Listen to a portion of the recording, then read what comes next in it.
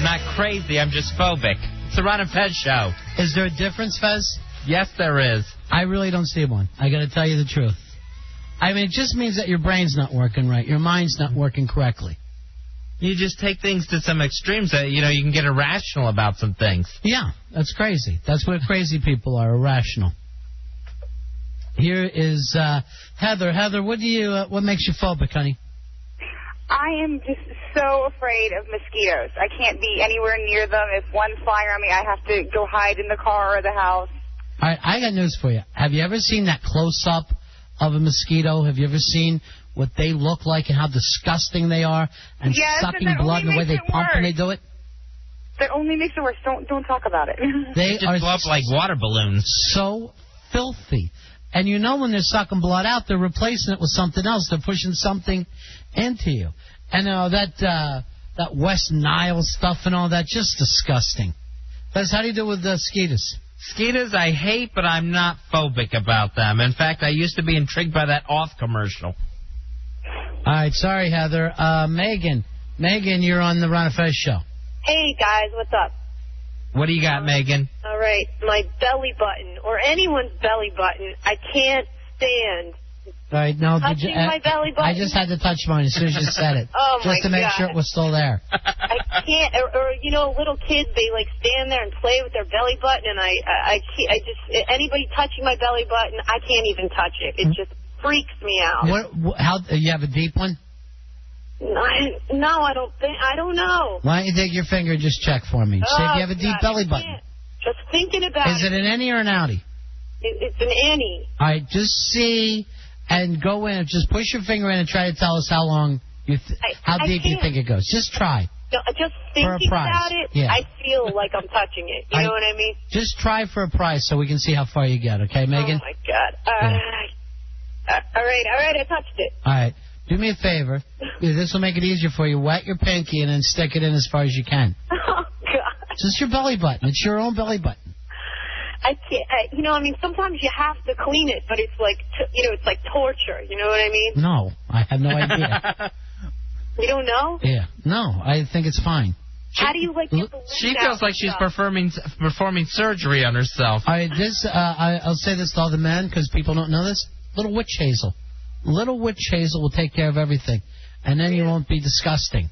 Because men have, they let it go, and that's why one of the reasons women think they stink. Megan, I'm going to send you into the big-ass prize closet. Even though I have to tell you, I don't think anybody has your phobia. That's a weird one. Megan, mine still scabs over like an infant. Yeah, you wouldn't still want that cord there. Although it would be nice if you were ever diving. You could just keep the cord out like it was a big snorkel. Someone just pumping air into it. Has there ever been a case, I got news for you. When there's little babies, like just home from the hospital, and they have that cord still, and then it's slowly like dying and getting all ugly there, it's a disgusting thing. And the mothers have to really clean it out, Megan. When you have children, you're going to be constantly in that belly button all the time. Oh, my God. Yeah, you can do it. That's like the most important job, more than feeding. Maybe you shouldn't have children. All right, hold on, honey. That's Megan with a belly button phobia. That's an odd one. That I like a lot. Suddenly, it makes me really attracted to her because it's such a nutty thing to be thinking about. She's just going to have hers filled in and paved over. We have a friend, you and I, who went and got the stomach surgery. Didn't work out for him, and they had to go in and do some stuff, and he lost his belly button in it. Oh, that's sad. Can you live without that? Yeah, why not? Yeah, not when you're a baby, no. But it kind of makes you feel like a freak. Yeah, just an alien that's like born in an egg instead of with a cord. What was that guy's name? He was the guy who drank all the soup. Assman. Assman, yeah. He, during his stapling, something went wrong. They had to do some work. And he wakes up with no belly button. And I would just feel like a mannequin. Hey, mannequins are weird. When you're talking about phobia, mannequins are an odd thing because they're kind of like robots. I think when the robot thing comes down, mannequins will wake up. That's my prediction, my radio psychic. Someday, radio psychic, mannequins will wake up, and then it all hits the fan. I think it's in the Bible. Kathy, you're on Ron and Fez. Hello. Hey, what can we do for you, darling? Wait, hold on. I just got a spy report. Spy report. Spy report. Buzz Burbank doesn't have a belly button from an operation problem. So I did not know that about Buzz. Now I got to see this. You look for me. And you know what? Right now, Megan wants to date him. Kathy, you're on Ron and Fez. Hello, I'm terrified of spiders. Do they have to be a big one or like those little tiny ones that are always running around? I'm terrified of the little ones, but the big ones are really gross, and especially the big hairy ones. But you probably don't run into too many tarantulas. Well, they don't have to be tarantulas. There's some things called wood spiders. Yeah. Spiders, I know people who have, like, spider problems, like allergies and stuff like that. And I was in, like, Mexico, and a spider bit the woman I was with, and her leg just got really disgustingly big. I'm sorry, I was in Puerto Rico when it happened. But, like, while she was sleeping and she wakes up, she's got this huge, terrible thing on her from this some kind of tropical spider that's just disgusting. I'm sorry, Fez doesn't have the same thing. Here's Julie. Julie, you're on Ron and Fez. Yeah, I'm afraid of bees. They creep me out. What bothers you about bees, honey? They scare me because I think they're going to eat me. Like, you know, ever since I was a little kid, I've, like, screamed and run away in fear. All right, how old are you now? I'm 22, and it's been, like, since I've met a bee when I was a little one. All right, Julie, now you can vote, and you have to just read and find out bees have never eaten anyone. Yeah, I know, but I'm still scared of them. I'm scared about the stinging and everything. Yeah, the stinging is bad. One time when I was a kid, me and my sister were camping with my folks, and we're out getting stuff. And I kind of pulled this log up for firewood, right, in the woods. Yeah. And there was an entire hive in there. And it starts stinging, like they just came out like in the cartoons. And they were all over us, right? And both of us, like, we were getting stung, and we were just screaming and running blindly, trying to make it back to our parents, right? It started stinging our dog. The dog is yelping, and my parents just turn around and see us, just the kids just freaking out. And we all, like, got so blown up because we got stung so many times. We're way up in Canada, like, far from any kind of hospital. So we just, like, went and got some, like, regular stuff, you know, at some little drugstore. And they also sold tackle. And I'm just like, we're going to die here from this. Immediately you're, like, sick to your stomach from poison. One hurts so bad. I can't imagine more than one or a swarm. I bet my sister got stung close to, like, 50 times. I was faster than her and couldn't think of looking for her while I'm running crazy. Because I just thought, I don't know, it felt like, I felt like Sonny Corleone. And my body was just flipping back and forth when I'm yelling. Did they have to pull, like, all the stingers out of you? Yeah, my mom had to. And my father was going, look how they massacred my boy. Look how they massacred. Wait, no, that was Sonny Corleone. Now, Fez, you don't have a bee problem? No, I don't like to be stung, but I think that's normal. Julie, I'm going to put you in the big-ass prize closet just for bringing back another fun memory. I like the fact that people are comfortable with some of this stuff. John, you're on Ron and Fez. Yeah, I'm sorry. I'm still thinking about getting eaten by bees. Yeah. It'll happen. I can't take hard-boiled eggs. What scares you about hard-boiled eggs? Well, I think I watched too many cartoons, but when I was little, I thought if you got past the white part, you might get to an embryo. That there's just going to be a little dead chicken in there. Well, there can be sometimes. That's called a galoot, and it's they sell them that way, and it's delicious. No. Yes, it's a mother and child reunion. Is basically what it is. Oh, I'm never eating them again. Bro, I'm with you. I can't stand a hard-boiled egg. That is gross to me. Ring the bell, Wonder Boy. The texture freaks me out. The slimy texture on the outside. How powdery the yolk gets. Ugh. And yet you eat egg salad.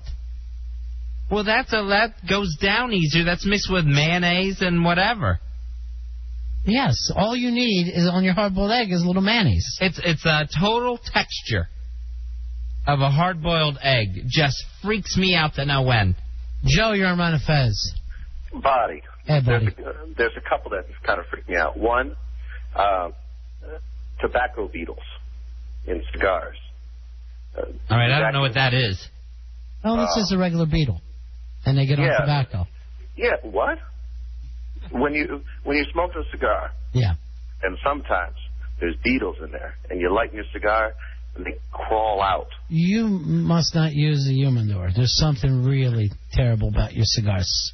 I've never heard of such a thing. You're filthy. You're down in the tropics. Here is Kathy. You're on Ron and Fez. Hi. Yeah. This is Kathy. My fear is wire coat hangers. I like to spank you with one.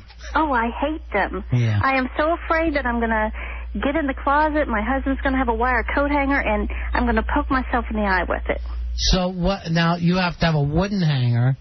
I have to have wooden or plastic. Oh, see, plastic's bad for your clothes. So it's really wire's not good. Or one of the soft ones. Soft ones are fine, but wire make me want to throw up. Now, have you ever been poked like this before by a wire hanger? No, I never have, but I just have the fear. I love the story, though. I love the angle. That it's going to poke me in the eye, and I'm not going to be able to see again. See, if I was your man, I'd have to chase you. I would just grab the wire hangers. I'd chase her up and down the steps. With a wire coat hanger? Yes. I'm so afraid that he's going to have one in the house. I have to actually, if I see one, I have to throw it away. I would send you the prize closet, but it's filled with wire hangers. Ugh. Yeah. Do other wires get you, like extension cords or anything? Just coat hangers. No, she's worried about being the pointy part of the thing. The pointy part. Yeah, the curved pointy like part. putting an eye out or something. Ugh. What I'd like to do is we bring you in here and we have you run through a bunch of them and see how fast you can make it. Oh, gosh. That would be horrible. We let you keep the clothes that you can grab. Well, if there's clothes involved, new clothes, that would be By the way, how are we doing on prices? I'd like to send her in if we can. Yeah, we could do one more. Okay. There you go, honey. Yay, thank you. Even though, because I just like hers because it's so nutty and crazy. Donna, you're on Ron and Fez. Hello? Yeah. Hi, I had a junior high teacher who made us watch a train safety video. And these actors were so terrible, but in the cars they would be driving and they would get stuck at a stoplight and be on the train tracks, and you would see their faces turn and they would have this horrible expression on their face, and the train would just barrel through their car. And ever since then, I hold my breath going over train tracks. I must have been in like 6th grade, and it was so traumatizing. All right, have you, Fez, bother you at all? No, not train track. I would hate to be hit by a train, though. But there was a prank when I was younger, and you do it around Halloween, where you would go out at the train crossing and you'd be, like, right before the road. And as a car would go by, you would turn on, like, a big kind of a spotlight thing and hit an air horn. Oh. And it would just be, ah. And to us, it was just the funniest thing of all time because people would literally freak out. They would absolutely freak out. Yeah, I freak out every time. If I'm in the passenger seat and the driver doesn't stop before the tracks, even if it's got the signals and the bars that come down, I get really upset at the driver, and I'll actually say, I'll kill you. Yeah, I'll kill you. You know what I would do, Donna? If I had you, I would just stop and act like I couldn't get the car started. Yeah. And it's coming. Oh my God, Donna, it's coming. Can you hear it? Can you hear the tracks rumbling? Yeah, I would probably cry and pass out right there. Stop it. Stop trying to excite us. That's wrong. That's a bad girl. All right, great story, Donna. All right, talk to you later, honey. Hers was great, Fez. You're fine around trains, though. Trains, I'm good. I love the rails. Yeah, me too. That's been my problem. I had to stop, though. I had to stop.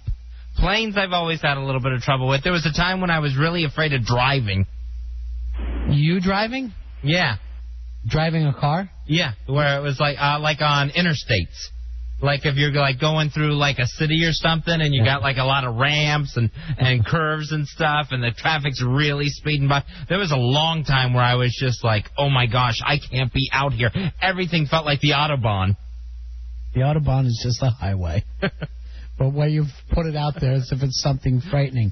But so it's super speed. You would do okay like in your neighborhood or going to work, but when you had to get off the thing and do city traffic, you'd be scared. Then it was so frightening to me. Yeah.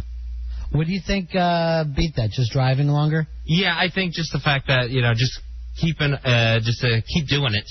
Yeah.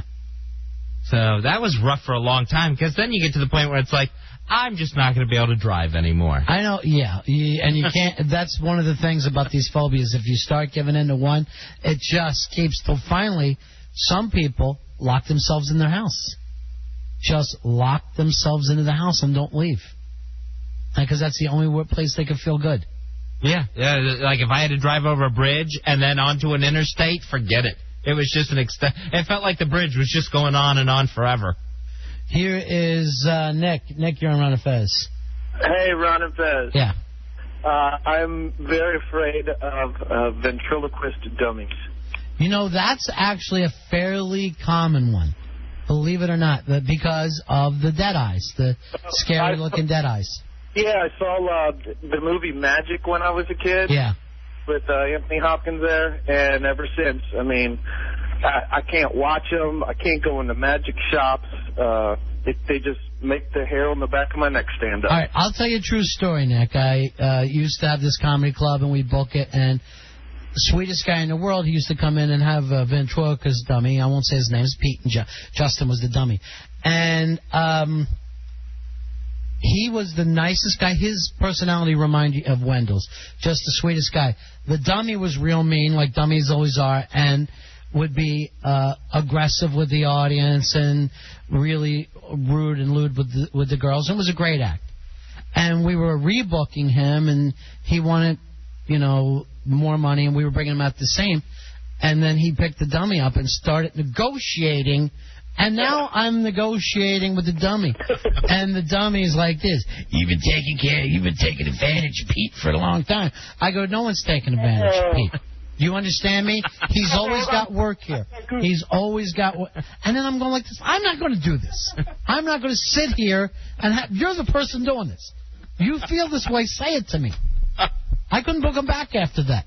Only out of embarrassment of knowing that I fell for the gimmick and I'm talking to this thing like it's his agent. It's annoying and freaky. No, forget annoying. It was just scary that I had lost reality. And I'm like this to the dummy. Hold on. That's crap. Everybody thinks they can take advantage of Pete. And they always have those voices. Yeah, well, yeah. It's always real guttural. I finally said, Justin has to leave. We'll bring you back, but not both of you.